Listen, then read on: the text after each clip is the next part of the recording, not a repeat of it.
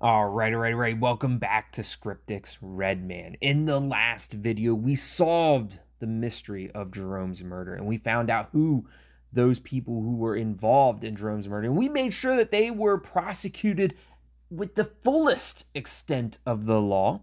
And in my opinion, we were able to find the best possible ending, the best possible outcome.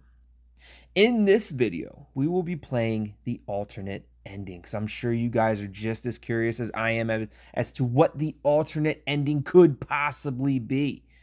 And we will do that here in just a couple seconds. But first, if you guys would like to support me, and if you are enjoying these videos, make sure you hit that like button. You can also play this game alongside me, and by using the download code that you can download this game for free, using the download code that I will have pinned in the top of the description as well as pinned in the top of the comments. Now, without further ado, let's go ahead and start episode 6, alternate ending.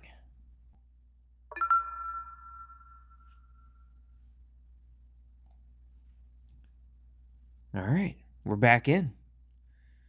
Now, where do we go first? Oh, we have a whole bunch of stuff going on in the chat. Nobody in the interrogation room. These are all of our clues. Boys claim incriminating Bradley texts were not written by him. Okay, so that's where we're at. We're right where the boys from the SE-15 were claiming that the chat was not by Bradley. Let's go ahead and talk with each one of the intelligence guys. We need to talk urgently. My God, I know who the red man is. McGuire confessed they did it. Okay, so that's where... this is where we're at. We're right where McGuire confessed, and maybe we've already done the interrogation. I'm not sure. Let's talk with SE-15 real quick. You were right. The texts were written by Bradley. They were written by someone else, 2 individuals. It's almost like it was right after the phone started glitching, so we should have the restored text messages here. Yeah, so these are all the restored text messages with the video that you guys saw in the last video. All right. So that's where we're at.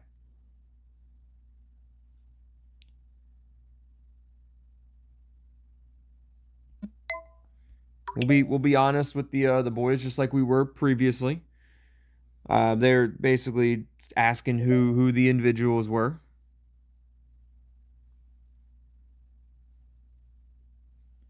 Luke is saying he'll track them down for us. Suspects are feds. Let's go ahead and share the video, kind of like what we did in the last part as well, episode 5.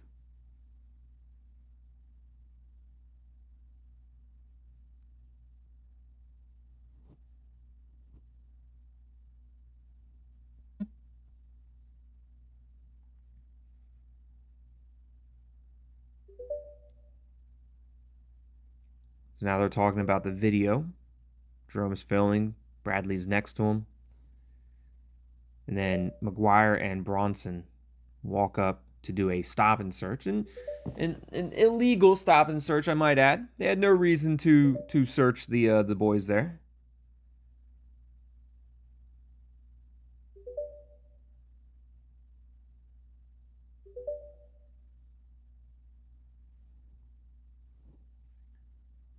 Let's go ahead and talk to, while they're talking, because I think they talk for a little while. Let's go ahead and talk with Sophie here. We need to talk urgently. My God, I know who the red man is. McGuire confessed they did it. Look, I know who the red man is. McGuire confessed they murdered Jerome and Bradley. They did it. Look, let's go ahead and go with that. Sophie's back online. Tongue-tied. I'm sorry. I can't speak with you anymore. We can't? What?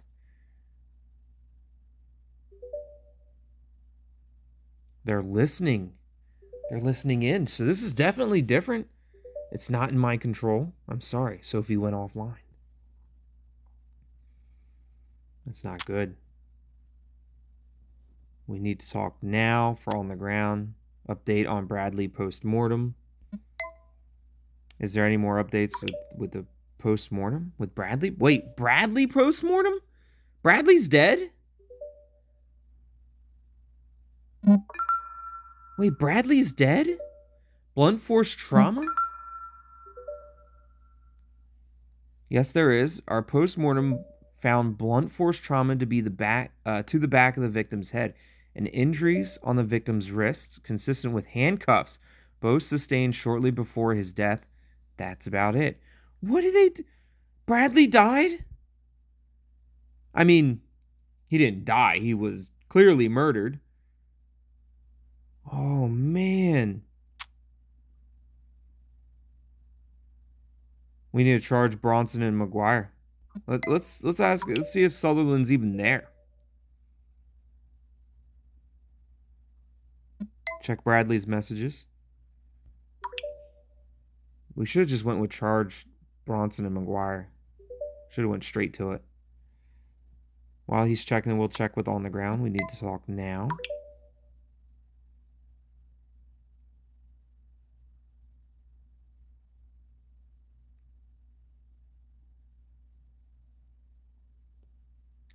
I'm so confused as to timeline right now because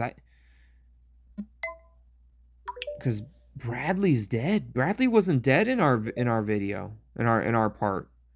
How did Bradley die? Well, I mean, we kind of figured out post-mortem how he did, but like, he was in our care. He was with us.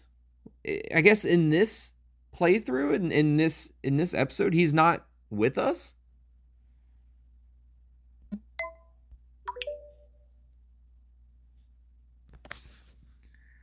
Us telling Southern that we need a channel just for us. Super sus. Bronson and McGuire are going to see that, and they're going to know exactly what's going on.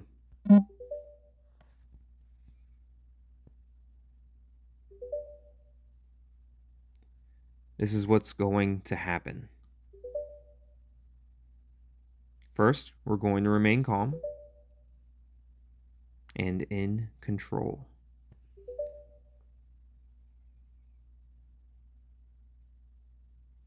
Then we're going to divert all attention to apprehending PC Bronson and PC McGuire. Agreed? Agreed. I should have just went straight with the charge Bronson and McGuire and seen where that got us. Got a buddy in undercover ops.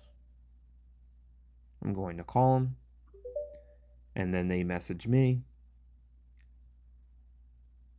I'm going to tell him to dispatch 2 teams to covertly bring in Bronson and McGuire. We want to handle this situation as delicately as possible. So let's go just charge. We've got McGuire's confession, which corroborates the phone tampering. Let's charge Bronson and McGuire with murder. 100%. It's all there. McGuire is clearly damaged, but it's all there. And everything adds up.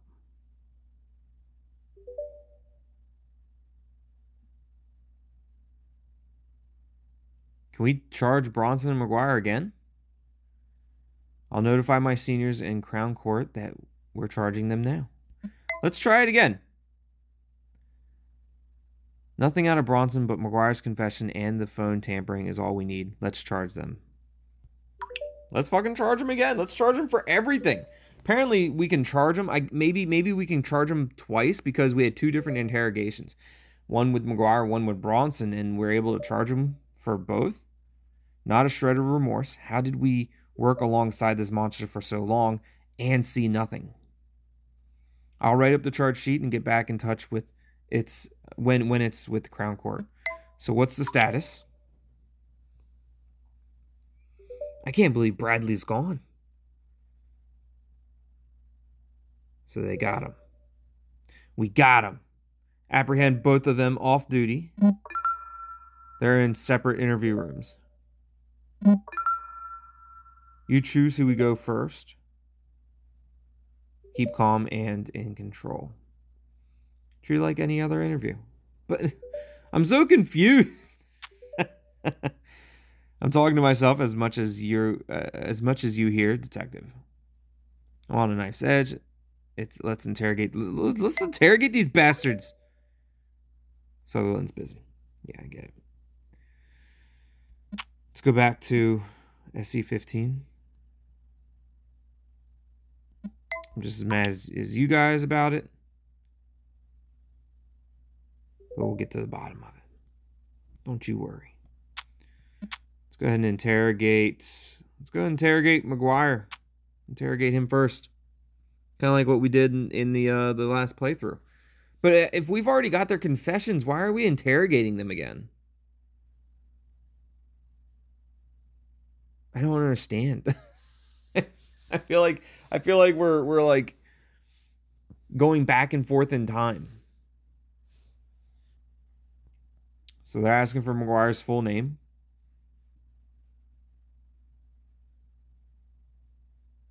Andrew McGuire.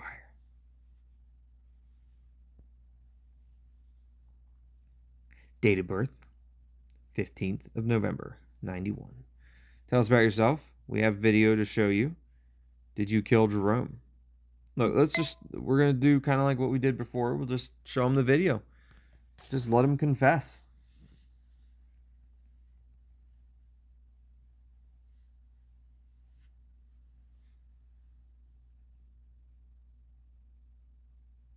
Andrew McGuire, we have a few questions we need to ask you. It's really in your best interest to answer them directly. Did you frame Bradley? Did you kill Jerome? Why did you kill Jerome? Let's ask, did you kill Jerome Jacobs? Alongside with PC Bronson. Shakes his head uncontrollably. I can't. McGuire. I can't. Let out, you'll feel better. This is the end of the line. Bronson told us everything. Look, you just let it out. You'll feel better, I promise. It gets easier. Kinda.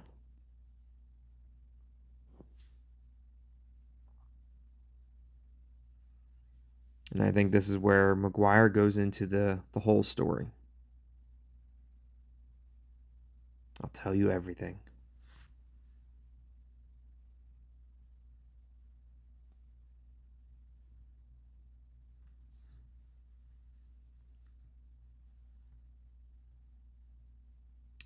We were responding to reports of drug dealing in Burgers Park. No one gave us a description of the offenders.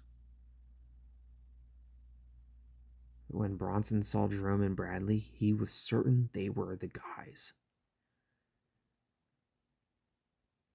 I activated my BWV as we approached, as they taught us in training. Please note McGuire has referenced body-worn video, Met Police issue body cams. I don't think Bronson realized I had turned mine on. This is all the same information that we went through in the last video as well when we interrogated McGuire. And when we go to interrogate Bronson, I'm willing to bet that he's just going to keep saying no comment. With everything that we ask, every question that we ask him, he's just going to say no comment, no comment. But yeah, I mean, this is all, none of this is new information as far as what we've already been through. Other than Bradley's dead. Other than Bradley being dead, none of this is new.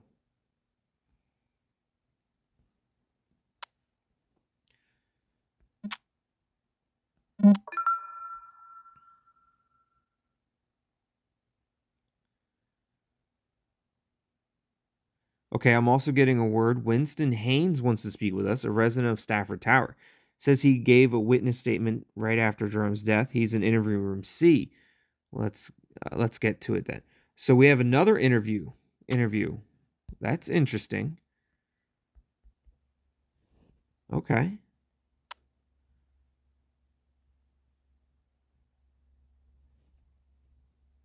So we actually have a third. There it is. There's the third interview. Interesting.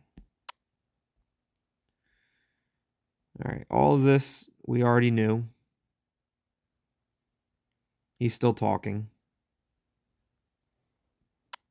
Let's go and jump into Winston's. So now Winston is new. Winston's definitely a different interview. We've never had Winston as an interview. The interview is being recorded at New Scotland Yard, London. I'm DCI Michael Sutherland, and Detective Constable Tongue-Tied is joining us via Yardlink. Winston, could you give us your full name? Winston Joseph Haynes, thank you. And your date of birth? October 9th, 1949. Please share your story. What's up? What's up? You want to look? Please go ahead and share your story, so we understand you have something you'd like to share with us regarding the Jerome Jacobs case.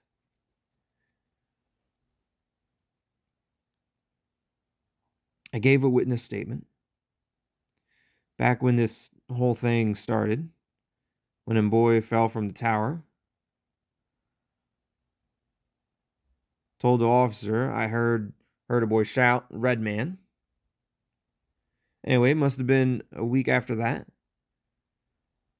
There's a small crowd outside the tower laying flowers, memorial. Was talking to my neighbor, telling her what,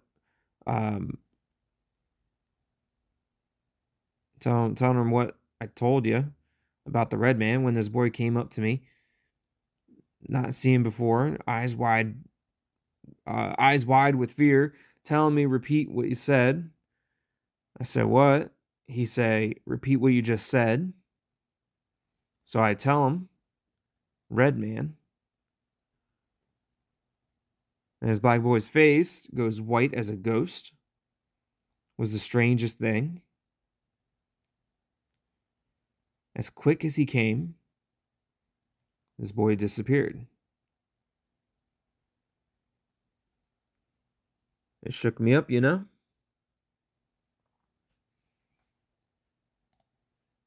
I mean, body had just fallen from the tower. Everybody shook up.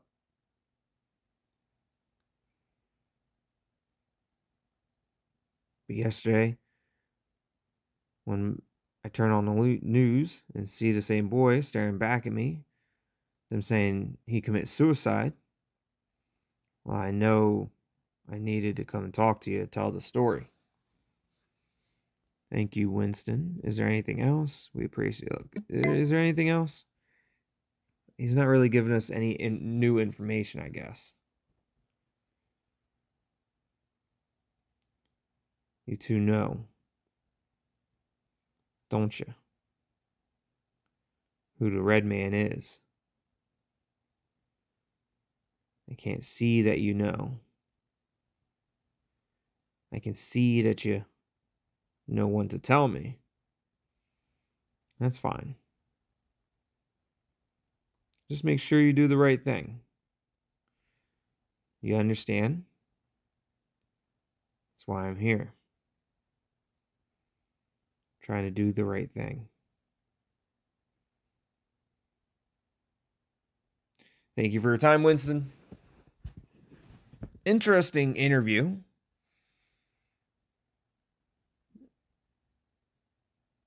That's when Bradley knew. So that's when Bradley knew Bronson and McGuire were responsible for Jerome's death.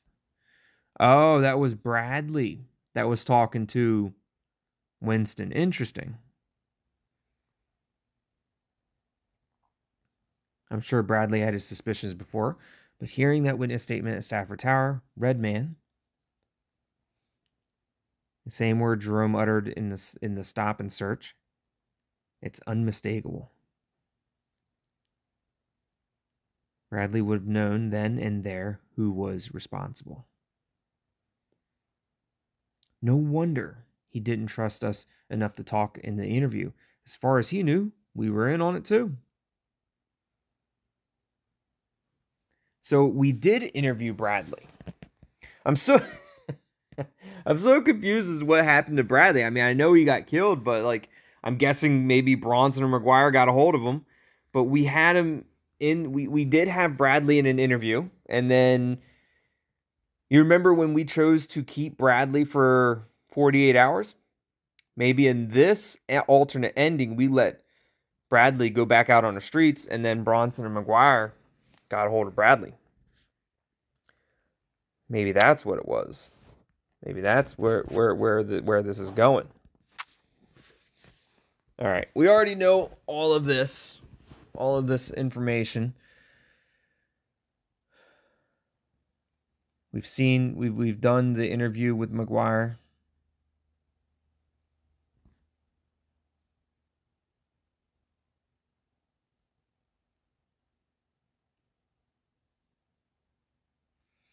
He just got done talking about the boy Jerome Jacobs falling from the tower, and that they were on the scene really quick because they were already there, because they were the reasons why he fell off the tower, and that his mother came out in her nightgown, and they were trying to keep the mother away.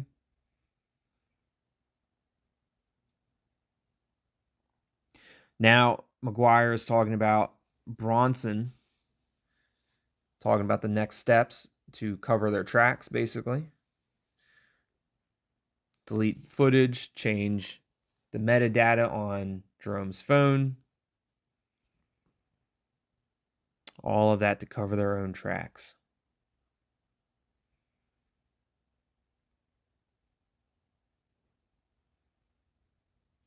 Let's go ahead and jump into the interview room with Bronson, because this one was quick. Bronson's interview was quick because he just kept saying no comment. He had nothing to say, but I'm wondering if maybe with this alternate ending, if it's going to be a little different, maybe. We're introducing ourselves.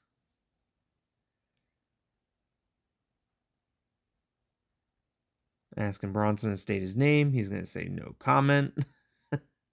No, maybe not. Mark Bronson, your date of birth. 6th of June, 86. So, you're the Red Man. I'm going to do something different. So, we played the stop and search video for him previously. We're going to go on a different direction of this. So, I'm going to ask him, so you're the Red Man.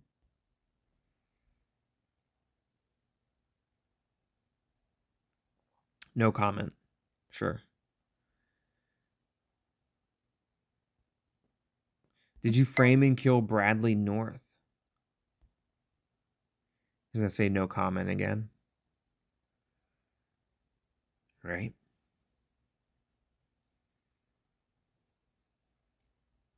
Look, McGuire told us everything. His story corroborates with the incriminating footage. It's over. Oh, did you consider murdering PC McGuire when he resisted kidnapping and murdering Bradley North?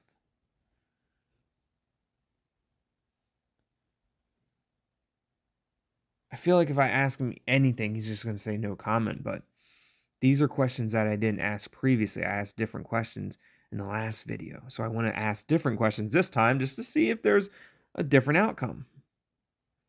But maybe I should tell him that McGuire told us everything. No comment.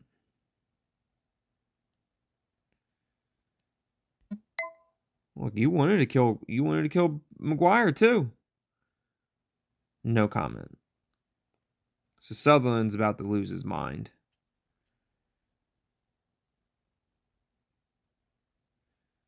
How could you do this? You're a coward. Did you even rescue that boy who was stabbed? No, he probably didn't. Look, I'm just going to call him a coward. We did previously say or ask him the question, did you even rescue that boy that was stabbed? But let's just start calling them names. You're a coward, Bronson, murdering a child and then hiding behind a wall of science. You're a disgrace. You're a damn disgrace, Bronson. What the hell's wrong with you? No comment.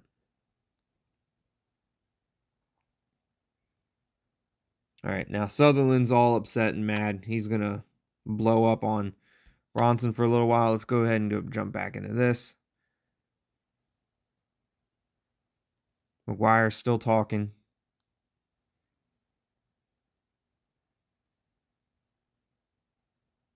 Oh, this is he's talking about Bradley, how they killed Bradley. I'm gonna once we get a point where we can either comment or ask another question, I'll scroll back up and I'll read that off to you. That way we can understand what they actually did to Bradley.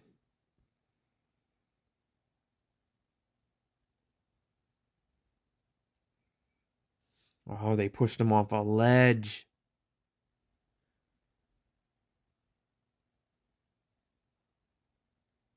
And then McGuire was the one that posted on Snap Life and sent a photo over. Or sent the phone over, which I don't know what that means. He posted something on Snap Life. Should we check Snap Life? What's on Snap Life?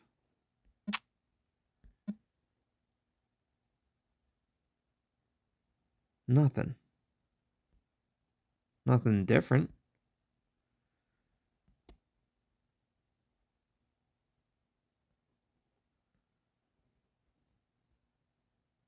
I don't see Bradley anywhere on here.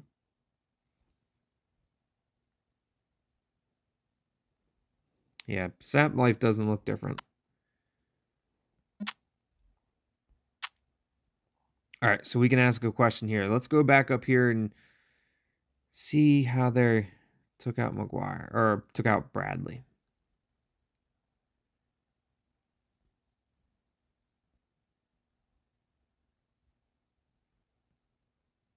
Okay, so this is where he was telling Bronson, where McGuire was telling Bronson he wanted out. I said I'd rather go to prison than kill another innocent boy. And he put his hand on my shoulder and said, McGuire, if you want out, all you have to do is tell me. I'll take care of it. And I saw in his eyes. I knew right then he would kill me and feel nothing. And so I said, let's do it. So Sutherland asks, what did you do? Bronson swiped a few grams of ketamine from police lockup. We already knew Bradley's address from his ID. We had an unmarked car. We were just about to act when you made Sutherland bring in Bradley. I could have cried with relief, tongue-tied. Finally, it would come out. It would all be over. But then you released him. So this was right before we called in Bradley. So we called in Bronson to bring in Bradley, and so then they did, I guess. But then we released him, and well, everything went back into motion. We tracked Bradley to a quiet road. Bronson struck him from behind, cuffed him, dragged him into the car, and filled his veins. He slumped over, semi-conscious. Bronson drove out to the bridge over Thames, and without any cameras, I took Bradley's phone and composed a suicide note to post on Snap Life. So that's what was on Snap Life, was a suicide note. We arrived at the bridge and it was strange. Everything was so peaceful. Bradley was awake now, but very docile. We led him out of the car, uncuffed him, helped him up onto the ledge, gave him a little push, and he went off. I posted on his Snap Life and sent the phone over too. And then I saw Jerome.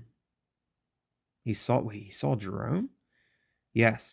He was winking at me from across the river, a big grin on his face like a Cheshire cat. Sutherland looks with concern at you. The back of his skull was still blown open.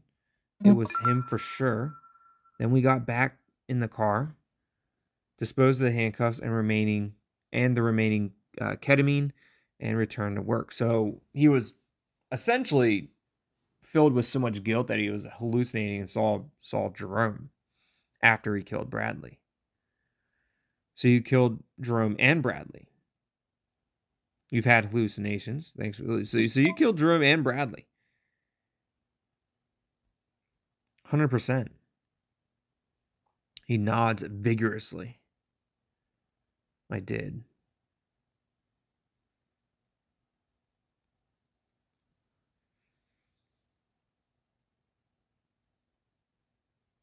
Let me ask you.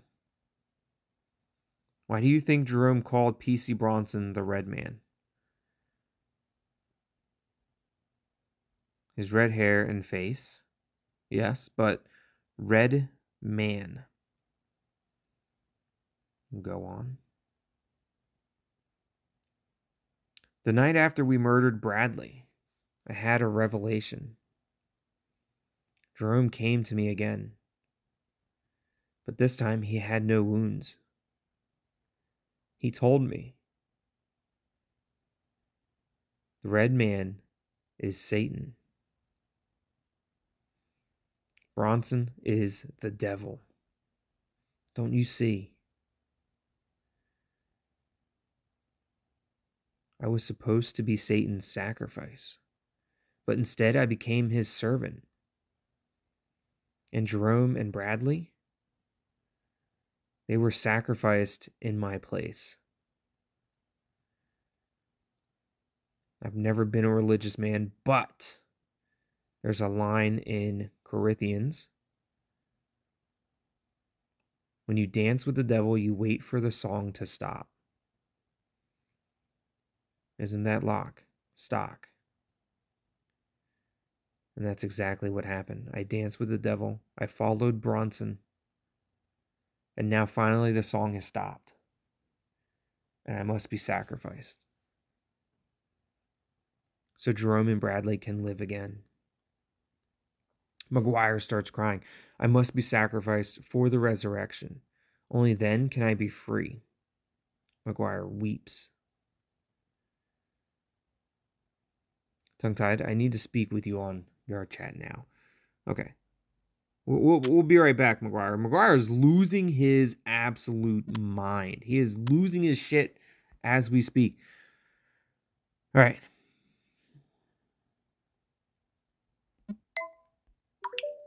Have you charged them? Fuck. Everything's been put on hold. McGuire's had a psychotic breakdown and is being transported to hospital. This is not good. This is not good at all. Right, McGuire's about to get the psych ward. He's about to be like ruled as clinically insane or mentally insane, and that's why he did it to Brad. Like, he's going to get away with it. No, I guess not necessarily get away with it, but he's going to go to a hospital instead of a prison, I guess. Which I've heard that those hospitals, if you're not actually insane, are pretty are pretty bad, I guess. I don't know.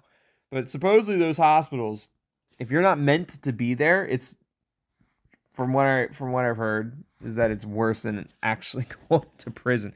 I don't know. Never been there. But to be in a hospital full of like legitimately crazy, insane people that could literally snap at any given moment probably wouldn't be very fun.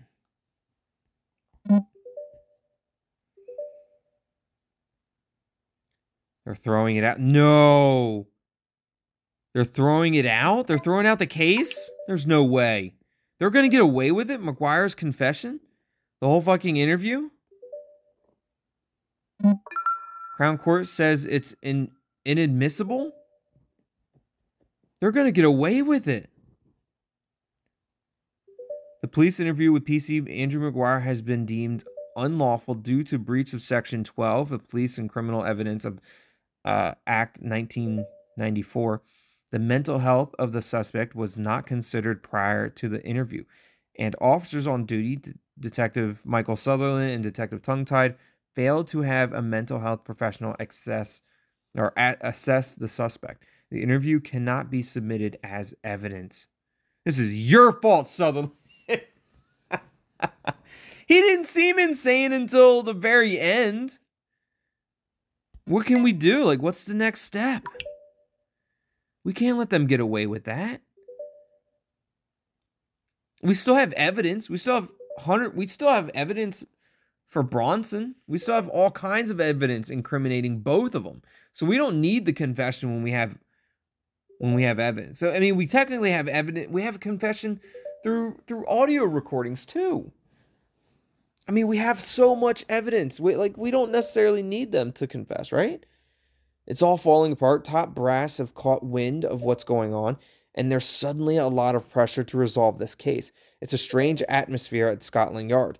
Everybody knows what's happening, but no one's acknowledging it. Scotland Yard constables charged with kidnap and murder of black teenagers. The kind of headlines could bring down a government.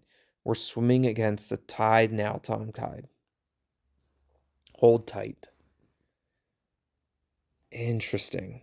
There's no way. We need to talk to SE15. Look, I've been on your side this whole time.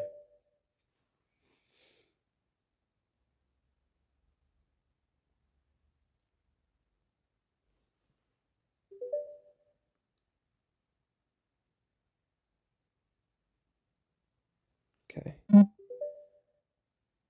go ahead and skip through that.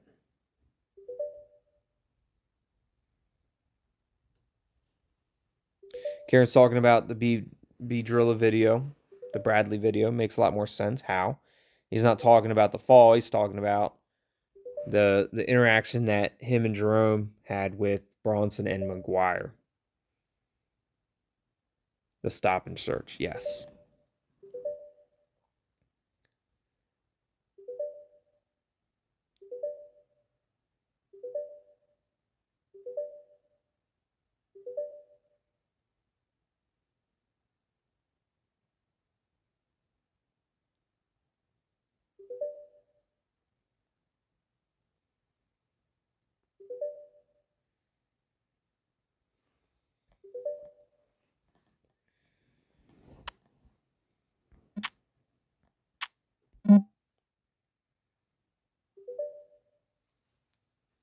So we just skipped the 30 minutes there. Bronson's lawyers know about McGuire's mental breakdown and is leveraging it against our case, saying all the phone manipulation was McGuire's idea, that it has nothing to do with the murder, and is just a symptom of McGuire's mental illness. Bronson also notified his lawyer about something else, that apparently you have been speaking with Jerome's friends on the virtual phone, sharing police evidence with them. Yep. I knew that was going to come back and bite me in the ass. We talked about that being a potential issue in the last video, and it was also brought up in the comments too about sharing evidence with with SE15, you know, confidential information, and how that could potentially play a factor in the court ruling. And here it is. It's playing a factor in it.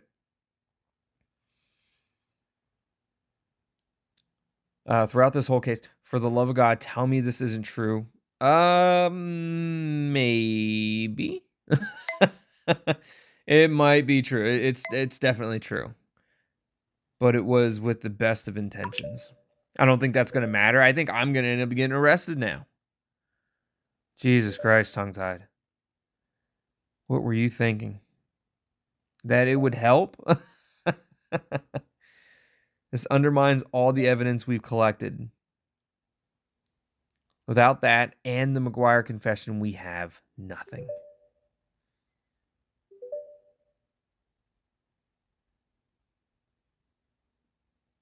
Now Superintendent Fowler is calling, saying, looking good. This is not looking good at all. Now we're going to go ahead and just got in trouble with sharing evidence. We're going to go ahead and just share this evidence of McGuire confessing as well now. Because why not? We're so deep in it now. Why not just share everything that we have?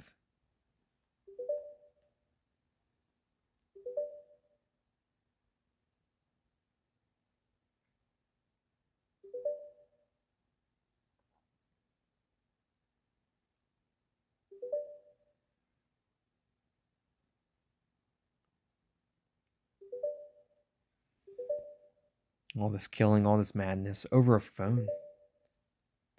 All over a phone. That's all they wanted was that damn phone.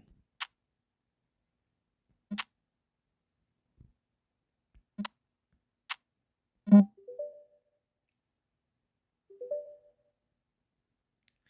is getting out of hand. Oh no. Oh no. Home security? Or home secretary? Home security's calling. The home secretary. Hello, Detective.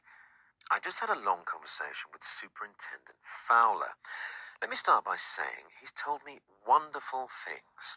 about your talent, drive, and commitment to serving your government. I Okay. must commend you on that. Now, I am aware that a rather complicated situation has arisen, that in the midst of a normal murder investigation, some disturbing footage has come to light, and a mentally unstable officer has alleged some horrific crimes. It's all quite unfortunate, but I believe we can resolve it very easily. Yeah. Firstly, you should know that your colleagues at Scotland Yard are working hard to erase all record of that footage. There is serious concern that if this ugly footage came to light, well, it could spark unrest across London. And I just shared it with SC15. Seen since the Brixton riots of '81. Our nation, our communities, our police simply cannot afford that trauma. And so every measure is being taken to prevent this footage from entering the public domain. Secondly, I understand you and a detective Sutherland have given this mentally unstable constable's story some credence. And that you wanted to charge him and his partner with the kidnap and murder of 2 black teenagers. Now, that won't be happening. Oh my goodness. Of course, you understand the law. There is simply not any legitimate evidence that can be leveraged for such So charge. much evidence. I have discussed it, and we're going to pursue a charge of racially aggravated assault based on the footage, and perverting the course of justice based on the phone tampering. We're going to pursue these charges immediately and discreetly. I can assure you now these officers will lose their jobs, and they will likely receive a suspended sentence. But that's where it ends, Detective. The record will show that the boy, Jerome Jacobs, was murdered by his friend Bradley North, No who I way. understand then sadly committed suicide. Quite awful. And that's that. I'm sure it's been a tiring and confusing experience for you, Detective. But again, let me just reiterate how impressed we are with your performance. And, well, we've actually been looking at where to allocate part of next quarter's defense budget. And the superintendent and I both agree that you could achieve valuable They're trying things to buy me with out. those funds. Now, how does that sound? Trying to buy me out. Sounds good to me, sir. Fuck you. You will not bury this. Look, I'm not going to let it happen, Home Secretary. Look, fuck you. No, you will not bury this Listen case. here, you little cunt. This is not a request. This case has already been buried, and I'm very happy to bury you along with it if you so wish. Oh, so now you Keep threatening that in me? mind. Bye now. You threatening me?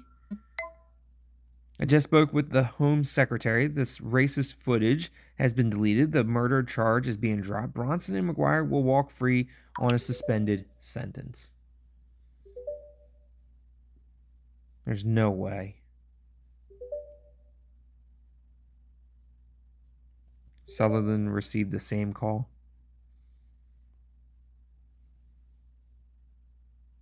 What we know, unfortunately, doesn't matter very much. It's what we can prove.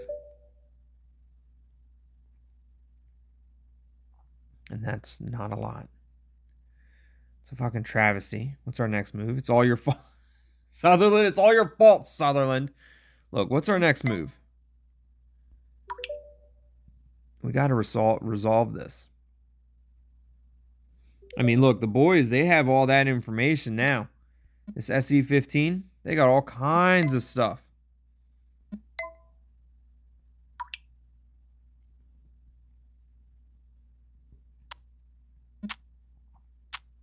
We're about to start a whole nother riot. You don't seem to get it. Wake up, tongue-tied. It's over. No, it's not.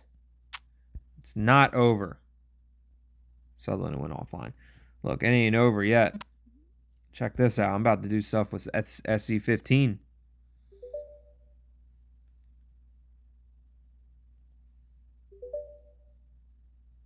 We're about to tell them that they're going to walk free. You guys need to release this video. You guys need to release everything. It's up to you.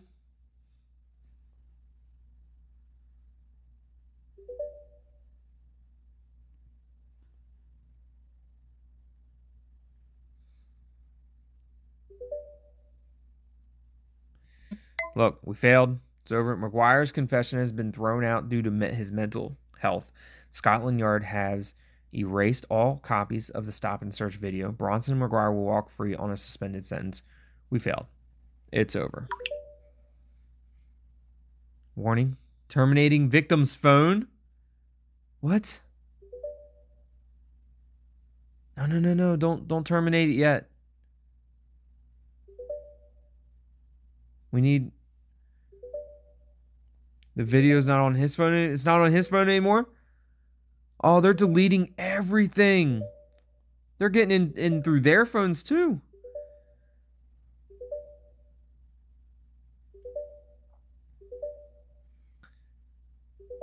Suspended sentence.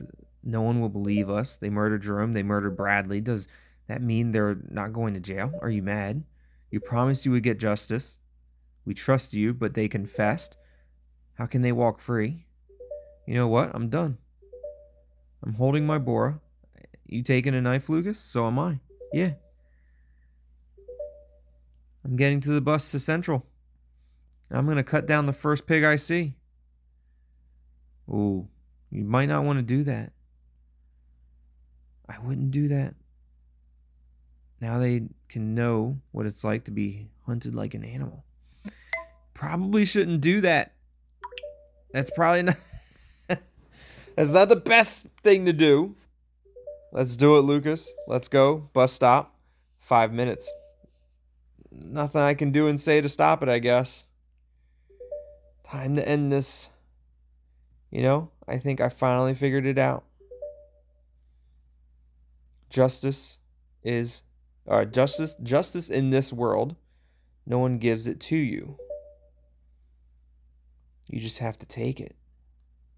Aaron went offline. Lucas, Karen, Will, all offline now. Karen, wait. Maybe you can't. Don't do this, Karen. You know it's wrong.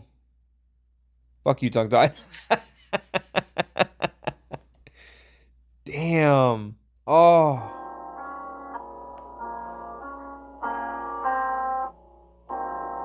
That was the end. I can't believe that. That was the alternate ending, and I'm sure that there's probably other alternate endings along with it, but we didn't get justice in this one. This alternate ending, Bradley was murdered by Bronson and McGuire using ketamine and thrown off of a bridge into water that they were able to make it look like a suicide. They succeeded in framing Bradley as the killer of Jerome Jacobs. They deleted all the evidence and information of Bronson and McGuire's stop and search, along with the audio recordings that we were able to obtain of them talking about their involvement in Jerome and Bradley. McGuire started breaking down and going mentally insane, which I guess some law in, what was it, 94 or whatever, said that, you know, because we didn't evaluate him, we didn't send in a mental health expert to evaluate McGuire before interviewing him, that now his interview is inadmissible. And now this is partially my fault, but because I was sharing all that evidence with SC15, now all that evidence is inadmissible in court. And so Bronson and McGuire walk free. They get suspended. They lose their jobs. But they don't go to jail. We didn't find justice. We didn't punish those who were involved. And what a terrible ending. What a terrible ending. I did not like the alternate ending nearly as much as I liked my ending for episode 5 in the last video. And if you haven't seen that ending, definitely check out my episode 5 video. Hello, lads. Check that video out. It's a much better ending in my opinion. We were able to find justice in that ending, and we were able to hold the individuals that were involved accountable. Either way, I wanted to show you guys this alternative ending. Big time difference. Big difference in the endings here. And I hope you guys enjoyed that. And if you did, hit that like button, subscribe to the channel if you haven't already, and join the Tethered. If you'd like to support me and play along while we cover this game, while we cover Scriptic, you can do so by downloading this game for free using the links in the top of the description, as well as pinned in the top of the comments. As always, thanks for watching. Love you all, and we'll see you next time. Goodbye.